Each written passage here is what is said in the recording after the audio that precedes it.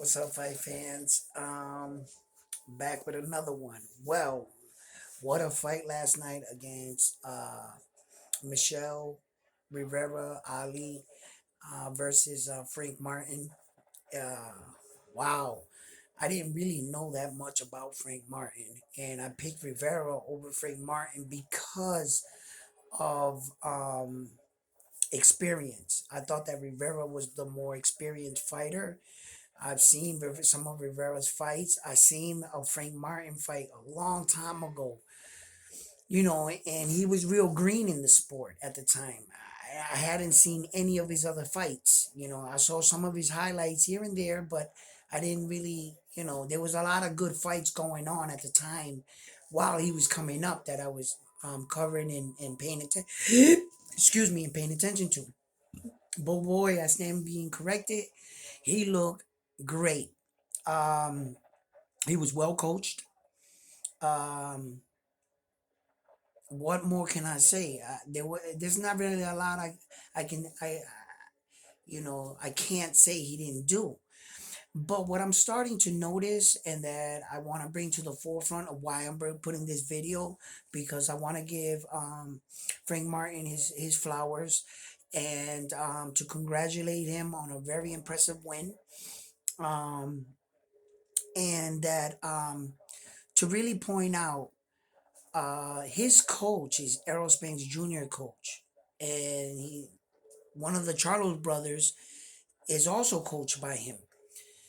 And at the time when I was watching Errol Spence Jr., I was just saying, well, okay, that's how he fights. That's in his DNA. That's you can't teach that into every style, because that's what we do as coaches and trainers. We'll teach you the fundamentals. We'll teach you how to sharpen your skills.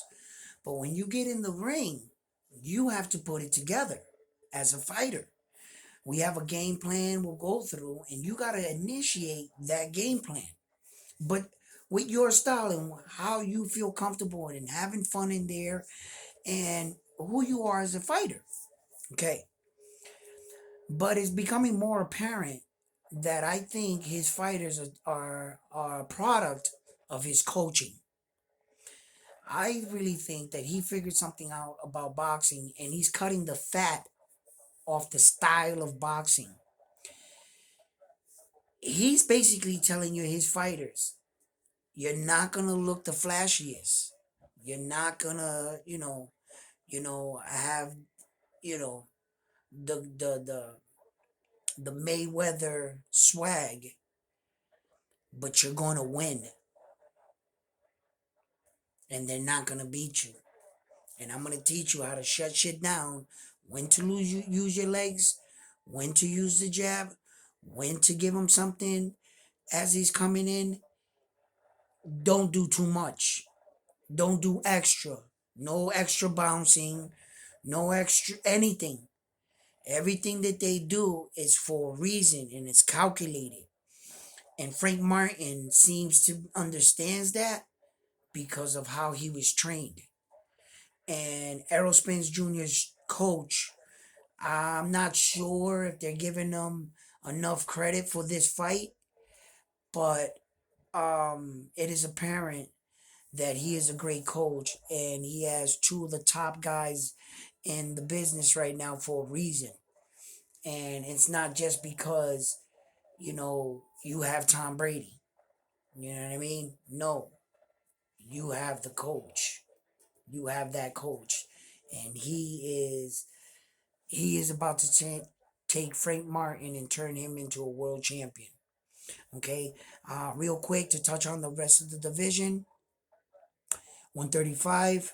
Right after this Devin Haney and Lomachenko showdown, I think Devin Haney's going to move up to the 140, and that's going to create opportunity. Everybody, you guys need to stop yelling Tank Davis's name. He has two fights already signed, so he's going to be deep into 223 with those two fights. And if a boxer fights three times a year, four out of you know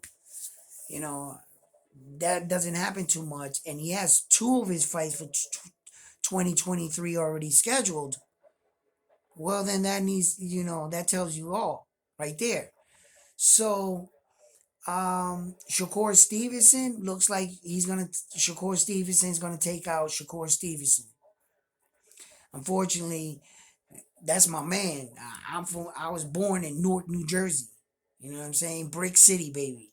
I love me some Shakur Stevenson. Shakur Stevenson, but if he don't stop doing what he be doing, and it looks like he needs to answer a few questions, uh, it looks like he might just take himself out of the mix, and that's gonna be sad because for as highly talented as Shakur Stevenson is, and sky's the limit for that man.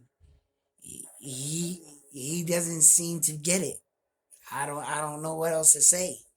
So with the rest of the division playing out, oh, one more thing recap on that Teofimo Lopez fight. I watched the highlights. I also was caught in the moment when I was seeing each new media outlet report that it was a robbery and that Teofimo Lopez lost that fight. And I saw the highlights and they made it look like the guy beat Teofimo Lopez. And then I sat down and said, let me watch the fight, right? Now, by the seventh round, I had it 6-1, Teofimo Lopez. And I understand that the guy had an 8 round, which is the round I gave him.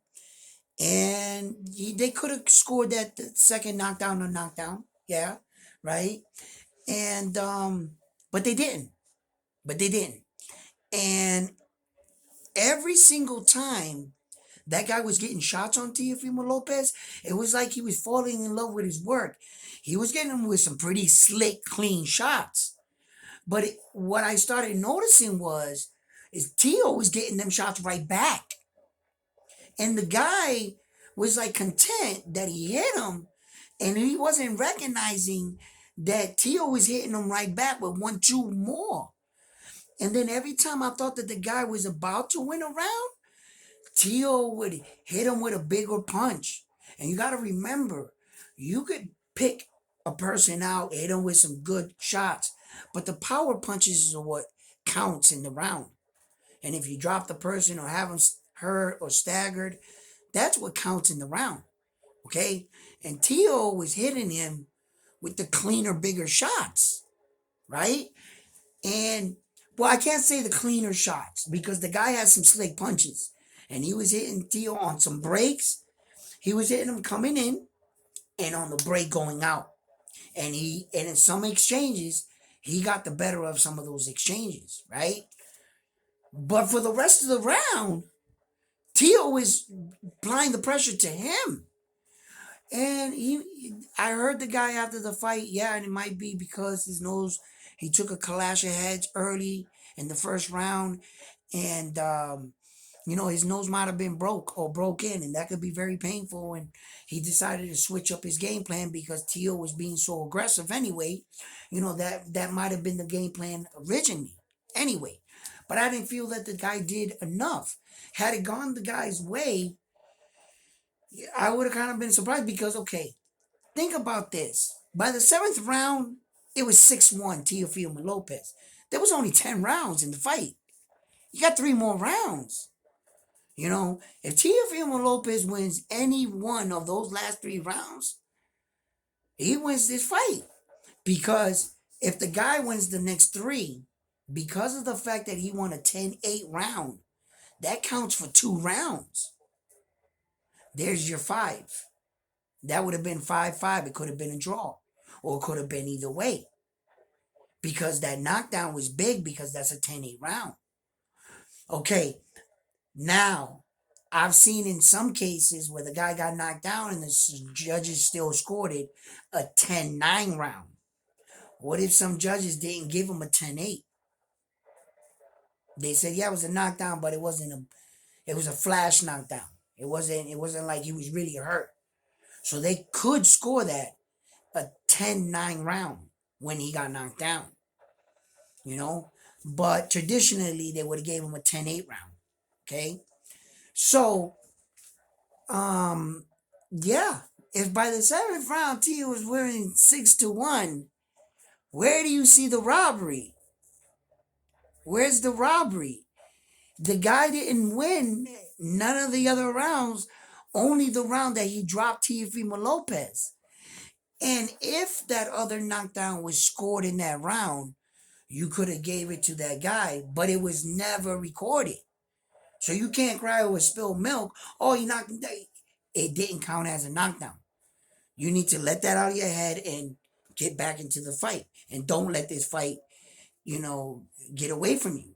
This guy jumped down on his knees and started yelling like he just conquered Mount Everest, like he knew without a shadow of a doubt he won that fight.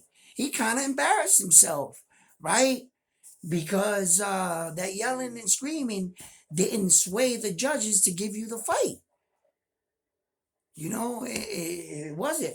One of the scorecards was ridiculous. One of them was ridiculous. One of those scorecards was 96, 90. I don't know what the fuck that dude was. I mean, I know what he was watching, right? Because if I had a 6-1, I kind of see where the judge was going with it, right? Like, huh. Like, how much did that judge give even to Teofimo Lopez?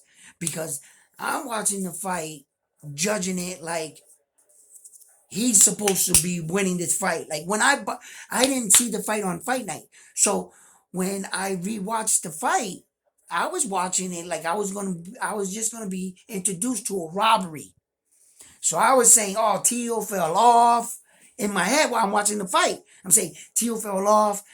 I'm gonna go watch this fight and show you how the double standards in boxing are, and that Teofimo Lopez is not the same fighter no more. So by the seventh round, I was still waiting. I was like, how did he lose this fight?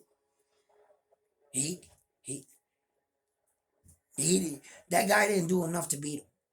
You know, not and considering that he's a superstar and a rising superstar in the division now and a new star in the 140-pound division. It's almost like you're fighting a champion nowadays if you're fighting that kind of magnitude and superstar, and you don't want to leave it in the judge's hands sometimes. You know what I'm saying? You're gonna have to, go out there and put on the performance that you want and take it out of the judge's hands. He didn't do that. So if they gave it to Tio, you know, they gave it to him. You know, Teofimo Lopez is gonna get his. Okay, long as he's in that 140-pound division, he's gonna have to walk into one of them monster dens, lion dens. Okay, he gonna get his. Cause he's a sad, sore sport and a sore loser, and he has this mentality around his head that his shit doesn't stink, and he thinks that because of his performances in the past, you should, when he get in the ring, you should just lie down because he's Teofimo Lopez, right? And he's forgetting all the hard work that got him there. And he's letting all outside distractions distract him because he is a good fighter and a decent fighter when he wants to issue the game plan. From the first punch, the game plan went out the window and he just started full-fledged attack. And he's walking to more of these shots than these guys are earning them. He's basically presenting shots to these guys.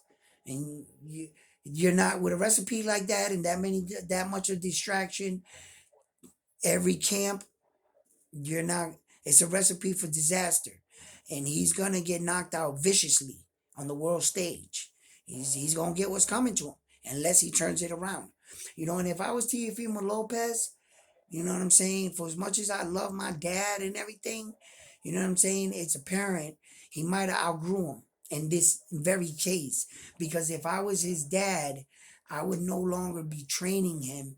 I would be looking for other trainers to train him and to teach him different styles, different techniques. And because it seems like the last 3 outs, he's been the same fighter.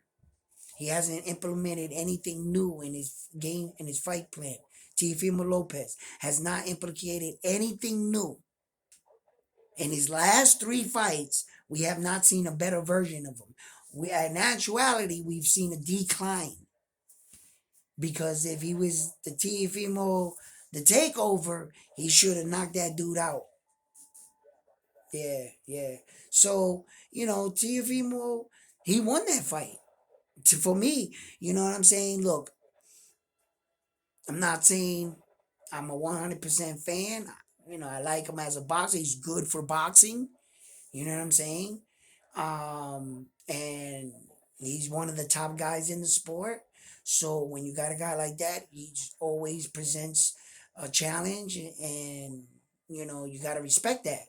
You know, um, what he stands for, and his you know his methods, and he always seems like the kind of fighter that he wants to push his narrative onto you. You know what I'm saying? Rather than you tell him so that kind of mentality doesn't get far.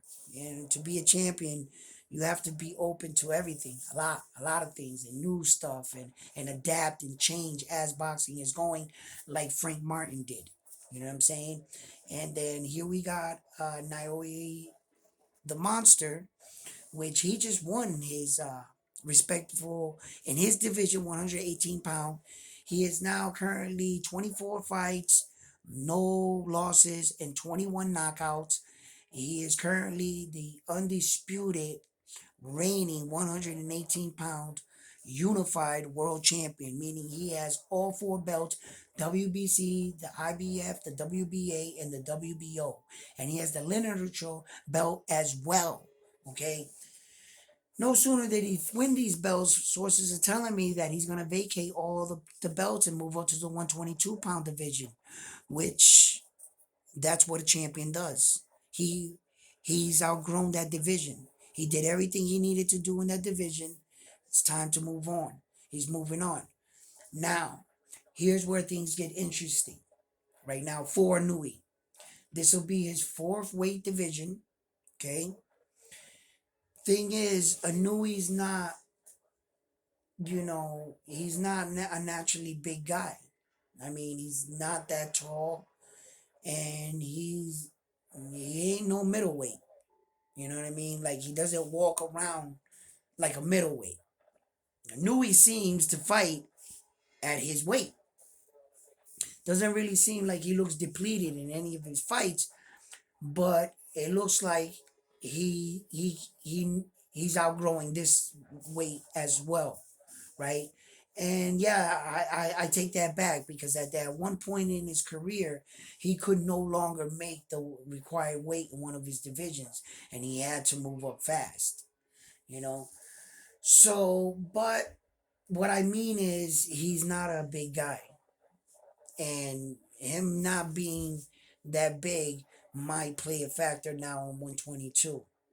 But what I am gonna say is there's only two champions in the 122-pound right now, and both champions have both belts. The only champion that I think in that division that's gonna be a mega star fight is the American fighter, Fulton, right? Now, when he fought the Heartbreak Kid, and this is what I want to say about what I think so far as my assessment for Naoya the Monster Inoue. Now, let's just make an honest breakdown, and I would like you to compare this with me. Right now, every fighter, and you can't say that this fighter fought this guy and for sure he should be this guy, because as we all know, that sometimes doesn't work like that, and style makes fights, right? Okay, so without taking their styles, right, into play, which I'm comparing Anui versus the Heartbreak Kid that fought Fulton, right? Now, they went 12 rounds. What did the Heartbreak Kid bring to the table in that fight? Okay, let's compare the two to Naoya. Do I think that the Heartbreak Kid is faster than Naoya? No. Do I think he has more power than Naoya? No. Do I think he has a better ring IQ than Naoya? Do I think his footwork is better than Naoi's? No. Okay, and just off of that alone, right? He's a better fighter than the Heartbreak Kid, and he went 12 rounds with him. And he gave him a hell of a fight.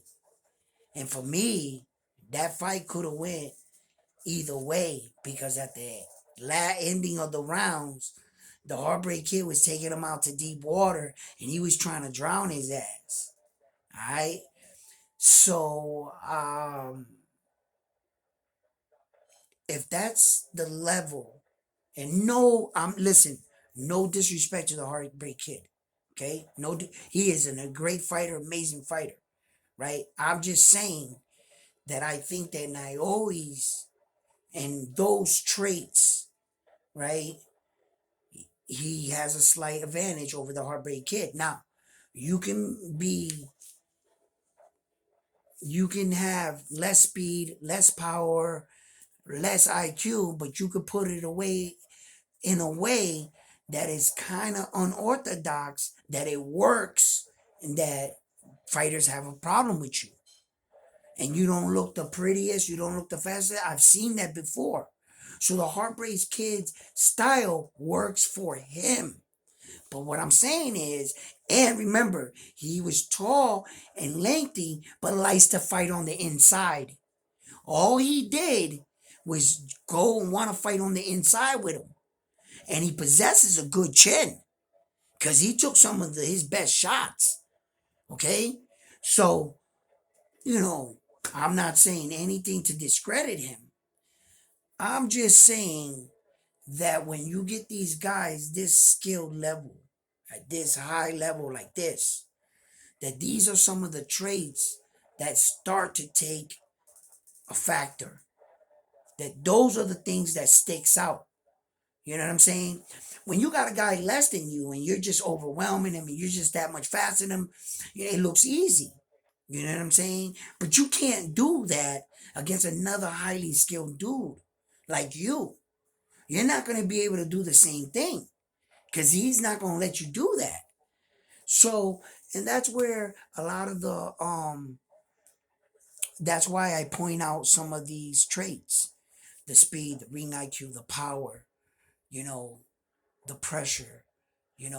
I think that Anui's a way better body puncher too. The majority of his fights, he rips the body like no, like man, I've never seen many fighters like him attack the body like Anui does. If I could teach young fighters coming up to become fundamentally sound in one area, would be to attack the body. And that's where Anui is real strong in. So the American is strong though, and he cuts weight to make this weight class. So he actually walks around bigger. So he's just a bigger individual. And sometimes when you move up in weight, unless you're Floyd Mayweather, and you got those kind of skills, that it doesn't matter if you're a bigger opponent, because Floyd Mayweather was outsized and the other guys were the bigger puncher. He was supposed to be outgunned, and Floyd Mayweather's skills were reigned superior. He showed you that if you stayed fundamentally sound in that ring and execute your game plan, and I mean his cardio was off the charts. So, and that's why he won. So, yeah, that's what I have on the horizon right now. I knew he's about to vacate his titles and move up. Listen, if he beats these guys and gets these 4 belts in this next division in 2023, which by the end of 2023, the monster could pull that off, what will they say about him next? Hey, yo, uh, Martin, congratulations, bro. I'm a fan, bro. Good shit, man.